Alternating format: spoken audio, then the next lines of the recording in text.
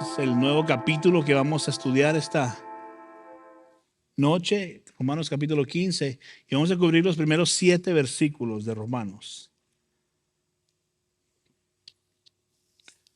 El caos, la confusión, la lucha, la envidia, los celos, la ira, la amargura, la disensión, las peleas, el odio, la indiferencia a las necesidades de los demás, el egoísmo, la falta de amor sacrificial, todas estas cosas y más violan la unidad de la iglesia, por lo que también entonces violan y destruyen la voluntad de Dios y el testimonio del creyente a un mundo que necesita la luz de Cristo.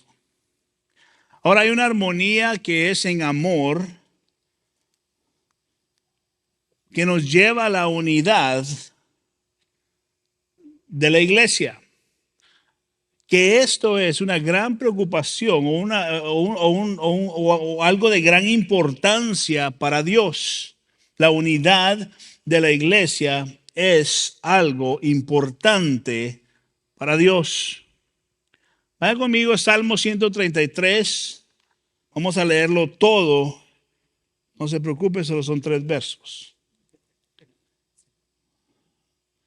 Verso 1 dice, miren, Salmo 133, miren cuán bueno y cuán agradable es que los hermanos habiten juntos en armonía. No solo habiten juntos, sino hay una manera que tienen que habitar. Y que es contentos de estar los unos con los otros. ¿En qué dice? Armonía. Verso 2. Es como el óleo, dice, preciso sobre la cabeza, el cual desciende sobre la barba de Aarón, que desciende hasta el borde de sus vestiduras. Es como el rocío de Hermón, dice, que desciende sobre los montes de Sión, porque ahí mandó el Señor la bendición, la vida, para siempre. Aquí está hablando el salmista de la unidad, que la unidad para Dios es dulce, la unidad para Dios es fragante, la unidad del cuerpo de Cristo para Dios es hermoso. Mire lo que dice el Señor aún más acerca de su pueblo estando unido. Vaya a Jeremías capítulo 32. Jeremías 32, verso 38 en adelante, al 41, 38 al 41. Dice, ellos serán mi pueblo y yo seré su Dios. Y les daré un solo corazón. ¿A quién? Al pueblo está hablando. Y un solo camino para que me teman, para bien de ellos y de sus hijos después de ellos. Verso 40, haré con ellos un pacto eterno. ¿Quién está haciendo este pacto? Dios. De que yo no me apartaré de ellos para hacerles bien e infundiré mi temor en sus corazones. ¿Quién pone el temor de Dios en nosotros? Dios. Y lo hace para nuestro bien. ¿Para qué? Para que no se aparten de mí, dice. Mire el verso 41. Me regocijaré en ellos, haciéndoles bien, y ciertamente los plantaré en esta tierra con todo mi corazón y con toda mi alma. No sé usted, pero en leer estos versos nos damos cuenta que Dios es bueno. Verdaderamente Dios es bueno y verdaderamente Dios se preocupa de su pueblo. Él promete estar ahí, Él promete ser nuestra fortaleza, Él promete estar en los momentos difíciles, Él está allí con los suyos. Ahora vaya al Nuevo Testamento, Juan, mira lo que Jesús dice, capítulo 10.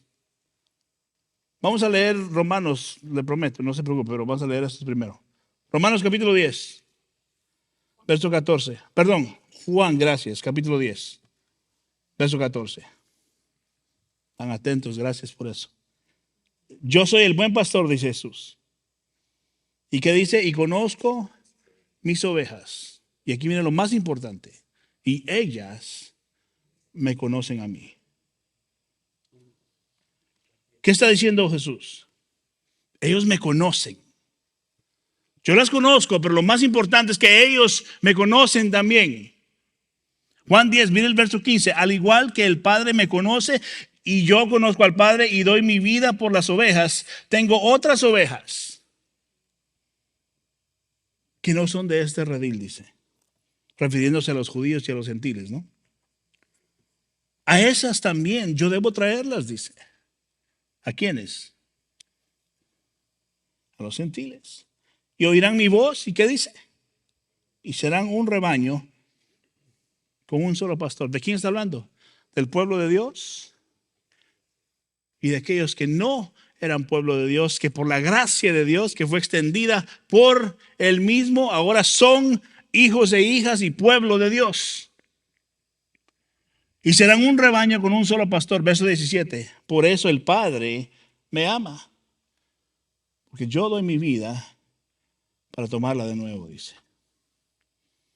En otras palabras, el propósito de Dios es que Jesús entrega su vida para redimir a judíos y a gentiles que son pueblo de Dios y hacerlos un solo pueblo. Ese es el deseo de Dios. Hacer una nación de una nación que estaba fragmentada por todos lados, que era Israel, y ahora Él los une con estos gentiles que no era para ellos esto.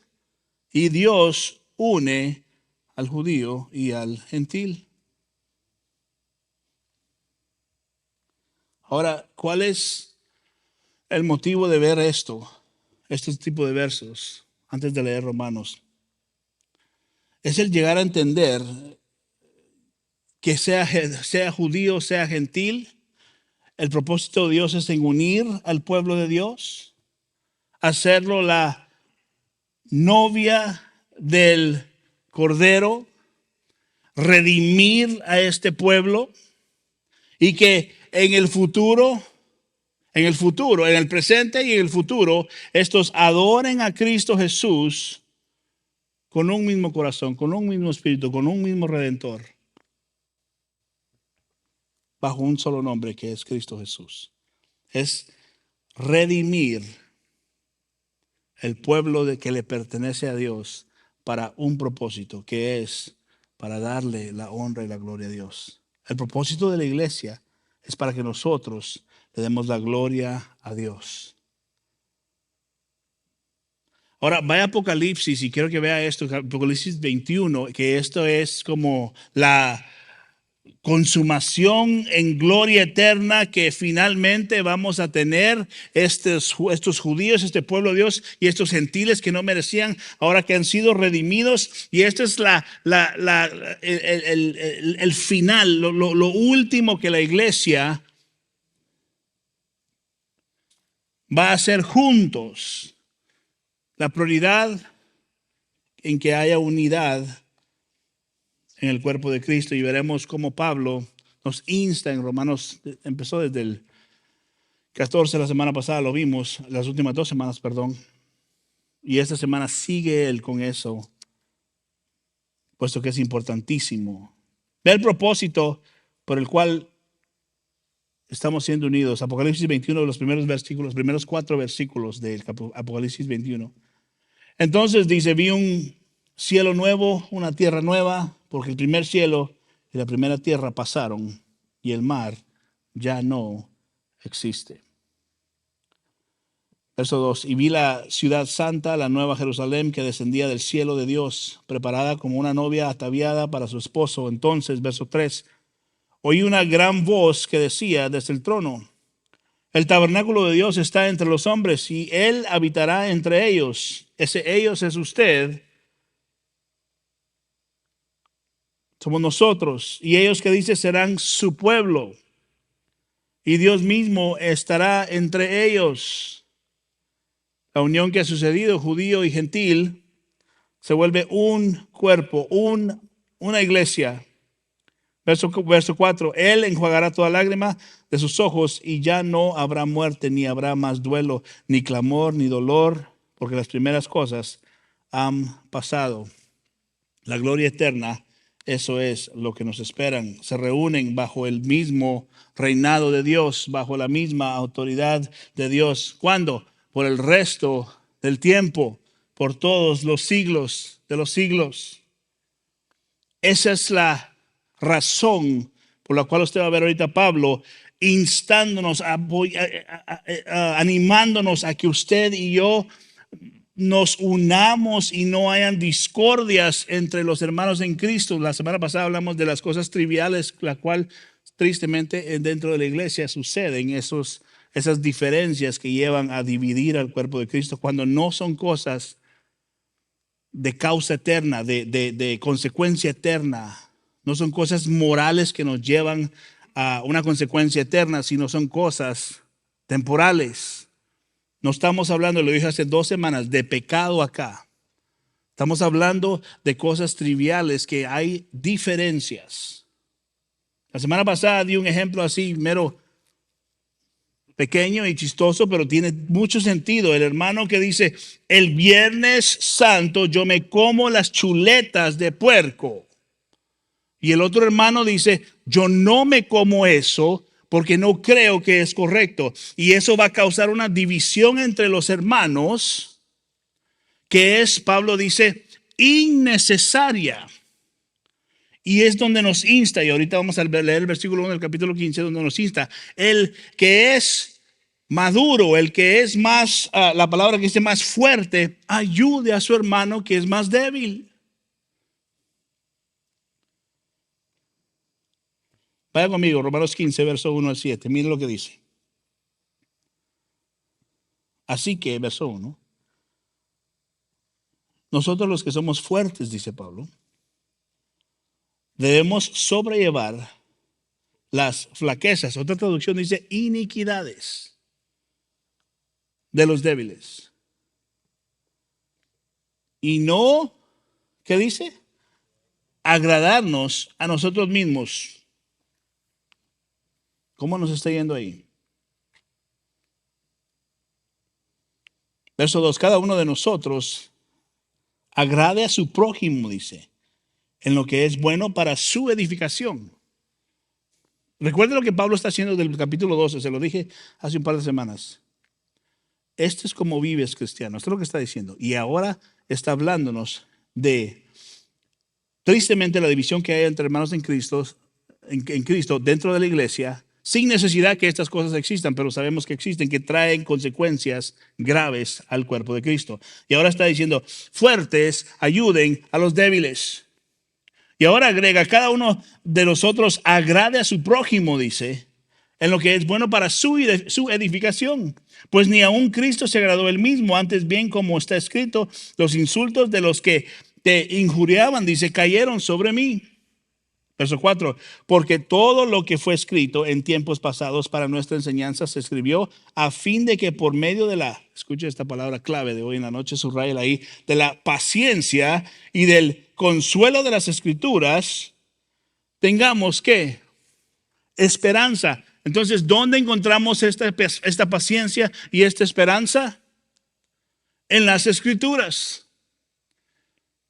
Sigamos leyendo, ahorita regresamos a esto. Verso 5. Y que el Dios de la paciencia, encontramos paciencia en las escrituras, y dice el verso acá, Dios es el Dios de la paciencia. Y del consuelo les conceda, Dios dándonos, tener el mismo sentir los unos para los otros, para con los otros, dice conforme a Cristo Jesús, verso 6, para que unánimes a una voz, y aquí está el propósito de la unión que debe de haber, glorifiquen a Dios y Padre de nuestro Señor Jesucristo. Por tanto, acéptense los unos a los otros, como también Cristo, que dice, nos aceptó para gloria de Dios. Regresemos al verso 1. ¿Qué tenemos acá en el verso 1? Los que son más fuertes debemos sobrellevar las debilidades o enfermedades o iniquidades de los débiles. ¿Qué es lo que está diciendo aquí? Que los fuertes ayuden al débil. El resumen de todo esto lo vimos la semana antepasada, verso 1 al 12 que cubrimos. en el capítulo 14, simplemente es recíbanse los unos a los otros con entendimiento. Recíbanse los unos a los otros. ¿Y por qué nos tenemos que recibir? ¿Se recuerda por qué? Porque el Señor ya nos ha recibido a nosotros también. O sea, no podemos ver al hermano en Cristo y decir, no, es que en estas cosas no coincidimos. Y por ende vamos a rechazar a este hermano, a esta manera de hacer las cosas de algunos.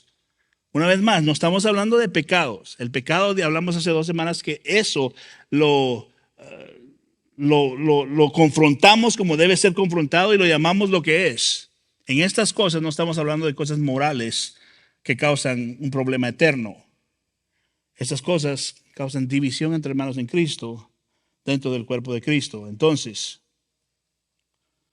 recibe a tu hermano, aunque no te parezca aunque no tenga las mismas maneras de ver ciertos temas, recíbelo, dice. ¿Por qué? Porque Dios te ha recibido a ti. ¿Y quién eres tú para pensar que lo que tú consideras bueno, me como la chuleta el viernes, o lo que el hermano que dice no me como la chuleta el viernes, es mejor que lo que él está pensando o que él está pensando? Dios los ha recibido a los dos, dice. Así que eso, dice, no sea algo que venga entre hermanos en Cristo, sino al contrario, recíbanse, dice, los unos a los otros. Capítulo 14 del verso 13 al 23, agrega Pablo a esa enseñanza y dice que nos edifiquemos unos a otros sin ofendernos. Y nos da una lista. No hagas tropezar a alguien, no los aflijan, no los causen que se desvíen, no sean la causa de su devastación, no hagan perder el testimonio de Cristo en la vida de ellos, no destruyan la obra de Dios que Dios está haciendo en ellos, ni abusen, y esto lo hablamos la semana pasada, de la libertad en Cristo que tenemos. Por eso dice, el fuerte ayude al débil. ¿Qué quiere decir eso? Bueno, si yo considero la chuleta es buena, pero mi hermano considera la chuleta no es buena en Viernes Santo, el fuerte que tal vez no ve esa libertad cristiana como algo que él puede hacer y no sentir ningún tipo de convicción, porque sabe que no es nada malo, debe de refrenar mejor el comer la chuleta y no causar que su hermano cuestione o piense o cause alguna discordia, porque nos llama Dios a la unidad, dice Pablo, en amor. Entonces, por mantener la unidad y hacerlo en amor, no nos comemos la chuleta el Viernes Santo porque aquel pueda que esté en otra posición en su libertad cristiana, y para no causar discordia nos refrenamos. Y así funciona la libertad cristiana. No que porque podemos lo hacemos, sino estamos conscientes, dice Pablo, de nuestros hermanos en Cristo. Para no causar división y no ofender, dice, el fuerte ayude al débil. Ahora eso puede traer un montón de preguntas y decir, entonces no puedo hacer nada, porque a este hermano no le gusta esto, a estos no le gusta esto, en fin, nunca me junto mejor con los hermanos. Puede venir a la mente algo así.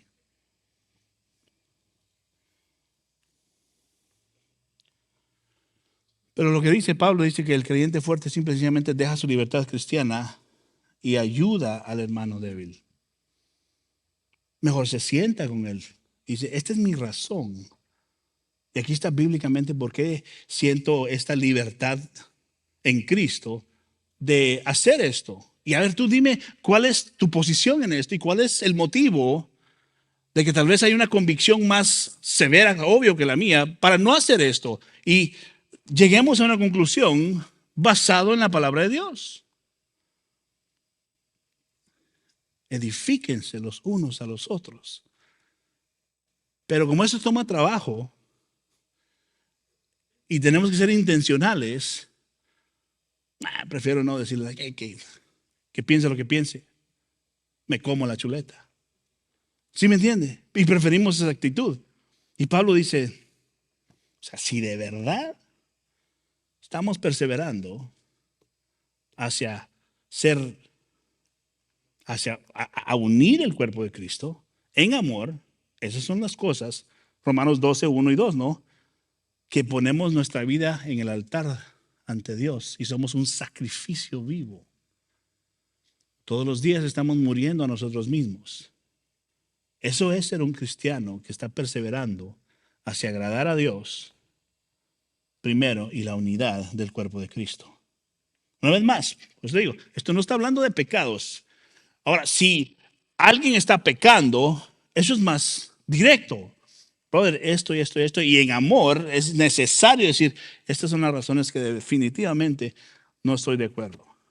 Esta acción, este pensamiento, estas palabras, lo que sea, no se alinean a lo que está correcto. Entonces, te insto a que busques ayuda, sal de esto, pídele perdón a Dios, haz lo que tengas que hacer. Y cualquier cosa, aquí estoy para caminar contigo en esto. Eso es edificándonos los unos a los otros también. Pero no está hablando Pablo de esto ahorita. Está hablando de cosas triviales que tristemente causan un problema. Una vez, si ve como esas dos cosas, sea la que sea, causa trabajo, causa ser intencionales, causa ser cristianos verdaderos. Y eso, pues, es que eso quita mucho tiempo. No, me pierdo la serie. ¿Sí me entiende? El versículo 2 dice que, Romanos 15, 2, el versículo 2 dice que debemos agradarnos unos a otros para la edificación del otro. O sea, debemos de considerar a los demás mejor que nosotros. ¿Cómo les está yendo en eso también? Esa es la primera actitud que tenemos que tener para poder complacer a los demás. Y usted dirá, pues no voy a vivir mi vida complaciendo a los demás. Espérese, no estoy hablando de lo que usted está pensando. Debemos de considerar a otros. Mire lo que dice Filipenses 2, versos 3 y 4.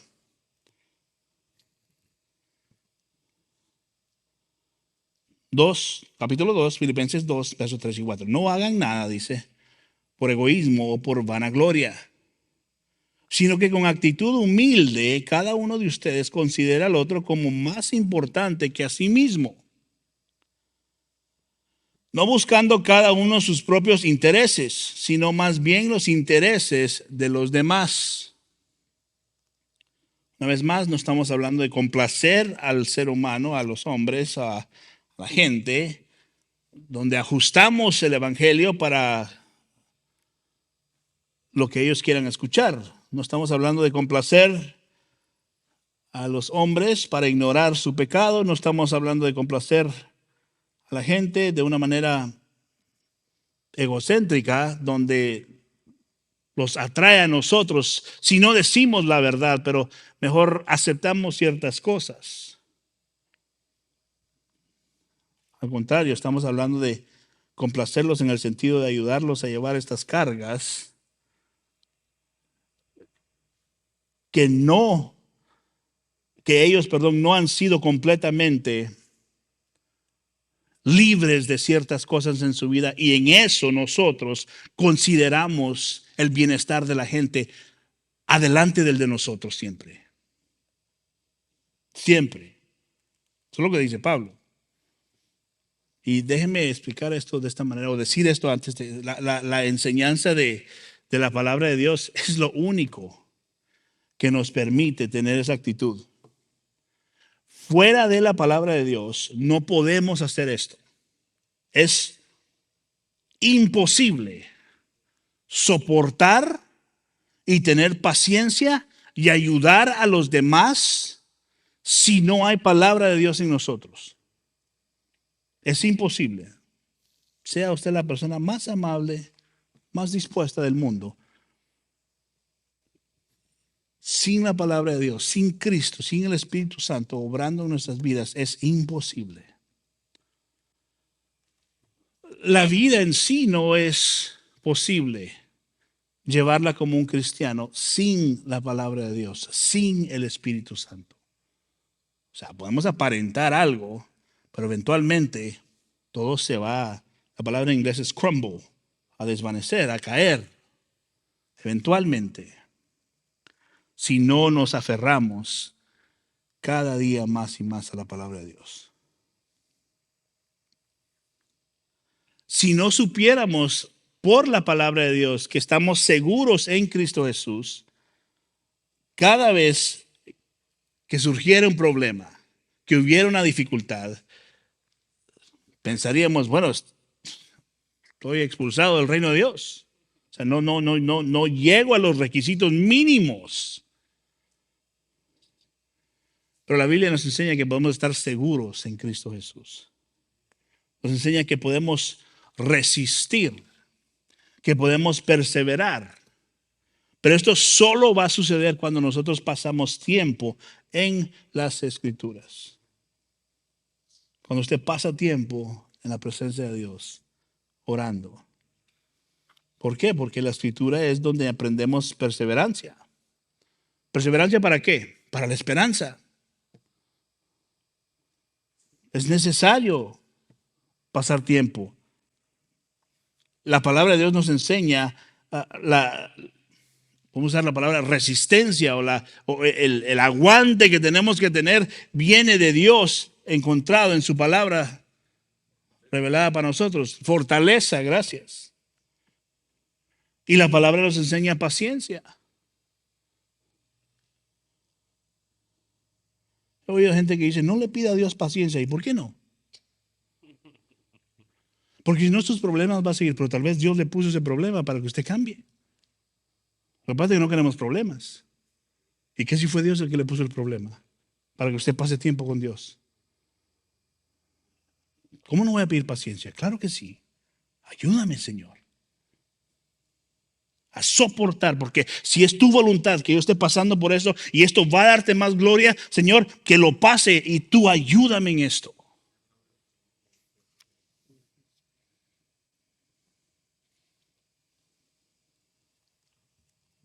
¿Por qué? Porque nuestra paciencia va a estar anclada en la palabra de Dios.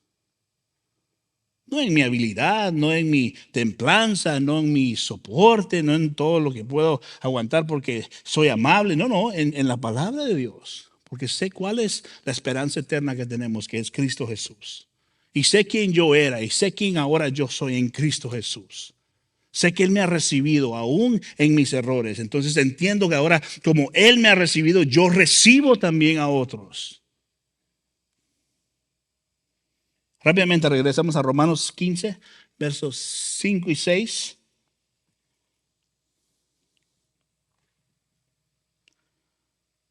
Y que el Dios de la paciencia, ¿quién es el Dios de la paciencia? Dios. ¿Cómo no vamos a pedirle a Dios eso?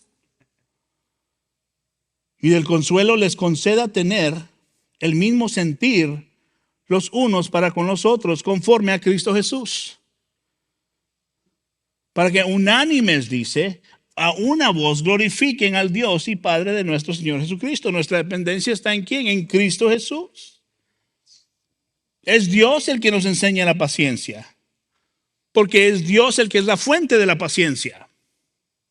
Es Dios el que nos da ánimo, porque es Dios el que es la fuente del ánimo que necesitamos.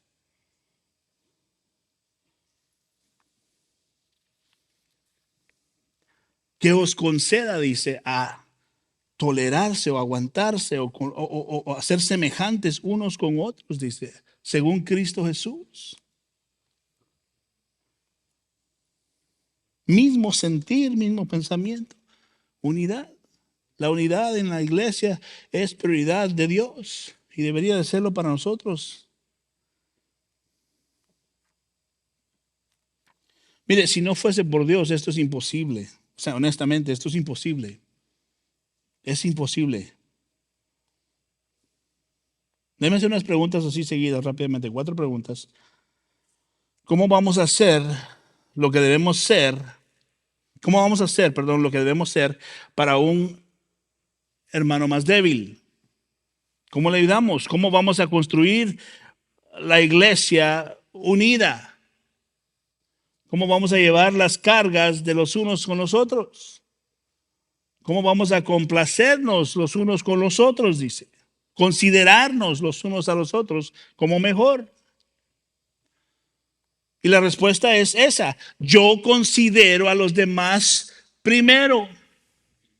Me desprecio a mí mismo. No se trata de mí, se trata de otros primero.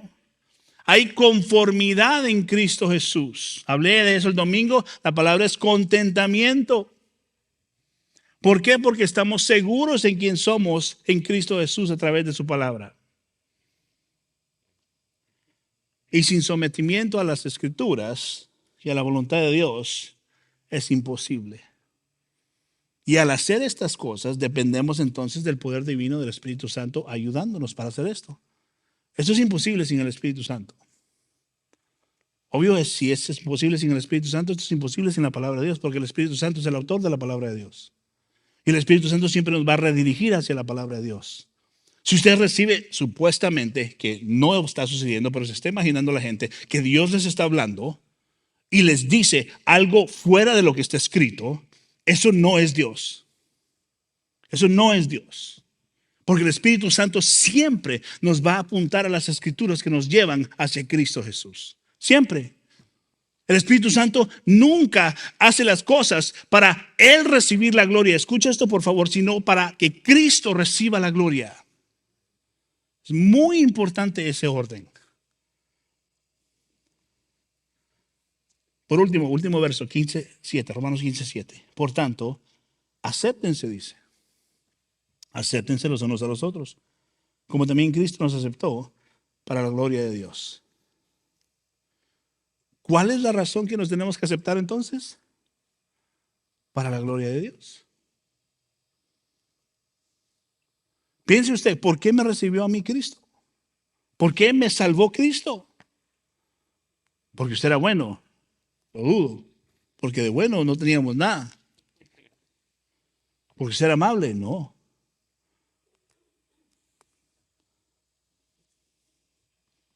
Cristo nos salva para la gloria de Dios.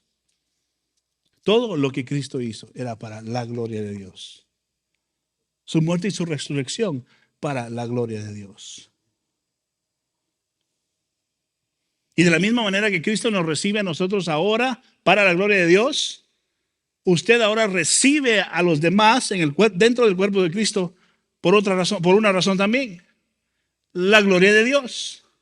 Usted vive para la gloria de Dios. Usted hace en Cristo todo para la gloria de Dios.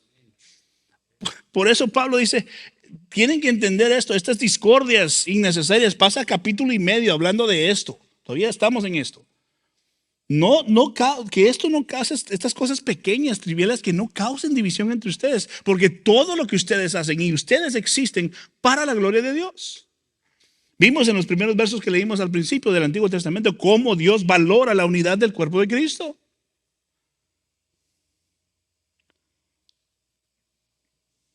Así que Él nos ha recibido para la gloria de Dios. ¿Cómo nosotros no vamos a recibirnos los unos a los otros también? Y si lo hacemos para la gloria de Dios en amor. O sea, con buena cara. Eso es lo que quiere decir. Con buena cara, con buena actitud, con buena intención. Porque si no, no cuenta. Es como un címbalo que suena y ya. Y Dios sabe. Hermanito, qué bueno verlo. Dios conoce si es de verdad bueno verlo o no. Dios conoce si es verdad. ¿Sí me entiende? O sea, todo lo que hagamos para la gloria de Dios. Para la gloria de Dios. Entonces, ¿cuál es la actitud correcta para el fuerte y los débiles? Es considerar a los demás como mejor que ellos. O sea, el débil considera al fuerte como mejor y el fuerte considera al débil como mejor. ¿Puede usted imaginarse que la iglesia de Cristo trabajara así? Que 10% de la iglesia en el mundo funcionara así, ¿cómo se vería la iglesia? Pero ¿qué tenemos ahora? Pirámides de iglesias, son pirámides. Solo los de arriba se hacen ricos y los demás ahí siguen pensando que se van a hacer ricos.